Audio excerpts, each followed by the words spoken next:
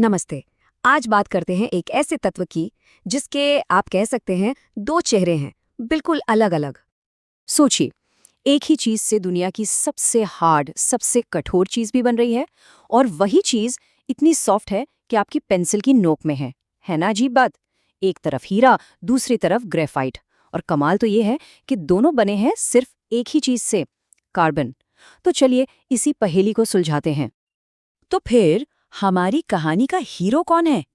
ये है कार्बन, एक ऐसा एलिमेंट जो जिंदगी का बेस भी है और आज की इंडस्ट्री की रीढ़ की हड्डी भी। अच्छा, तो ये कार्बन है क्या? टेक्निकली ये एक नॉन मेटल है, मतलब इसमें धातुओं वाली बात नहीं है। इसका एटॉमिक नंबर है 6 और वैलेंसी है 4। और अब ये जो वैलेंसी 4 है ना, यही इसकी सुपर पावर है। इसका मतलब है कि कार्बन का एक एटम दूसरे एटम्स के साथ 4 बहुत ही स्ट्रॉन्ग बॉन्ड बना सकता है, और बस इसी वजह से ये इतना वर्सेटाइल, इतना काम का बन जाता है। तो सवाल फिर वहीं आ जाता है कि भाई, हीरा और ग्रेफाइट में इतना जमीन आसमान का फर्क क्यों है? इसका जवाब साइंस के एक बड़े मजेदार कॉन्सेप्ट में छुपा है, और ये कॉन्सेप्ट है एलोट्रोपी। सुनने में भारी लगता है पर मतलब बड़ा सिंपल है। मतलब चीज एक ही है, यहाँ पर कार्बन के एटम्स, लेकिन उनको अरेंज करने का, उनको जमाने का तरीका बिल्कुल अलग है। आप इसे ऐसे समझिए, जैसे आपके पास बहुत सारी ईंटें हैं। उन्हीं ईंटों से आप एक मजबूत किला भी बना सकते हैं और एक सीधी सादी दीवार भी। तो सारा खेल अरेंजमेंट का है, बनावट का है। चलिए पहले कार्बन के सबसे ग्लैमरस रूप यानी हीरे की बात करते हैं। 2 4 1 7।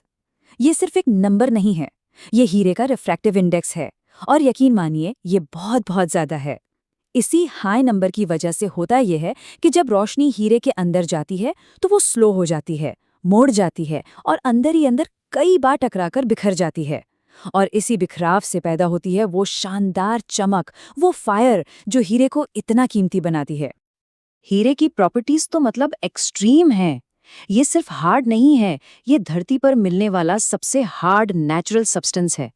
और मजे की बात देखिए, इतना हार्ड होने के बाद भी ये बिजली का इंसुलेटर है, मतलब इससे करंट पास नहीं हो सकता।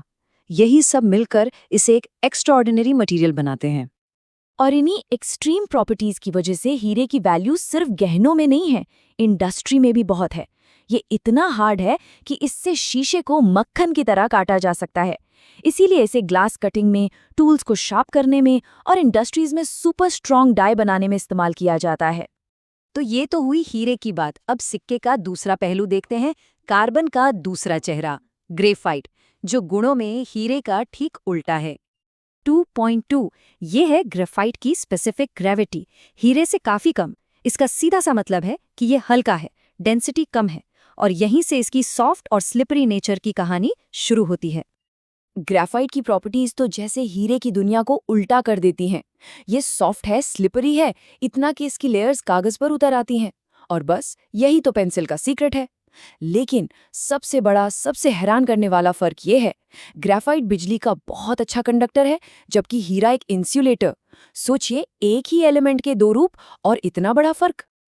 और इन्हीं गुणों की वजह से ग्रेफाइट भी बहुत काम की चीज है। पेंसिल तो है ही, इसके स्लिपरी नेचर के कारण इसे मशीनों में ड्राई लुब्रिकेंट की तरह यूज करते हैं। और क्योंकि ये बिजली का कंडक्टर है तो इससे इलेक्ट्रोड्स बनते हैं। यहाँ तक कि न्यूक्लियर रिएक्टर्स में भी इसका एक अहम रोल है। तो चलिए अब वापस उसी सवाल पर आते हैं जहां से हमने ये सब शुरू किया था, कि आखिर एक ही एलिमेंट में इतना फर्क कैसे हो सकता है। अब वक्त है इस पहेली को सुलझाने का।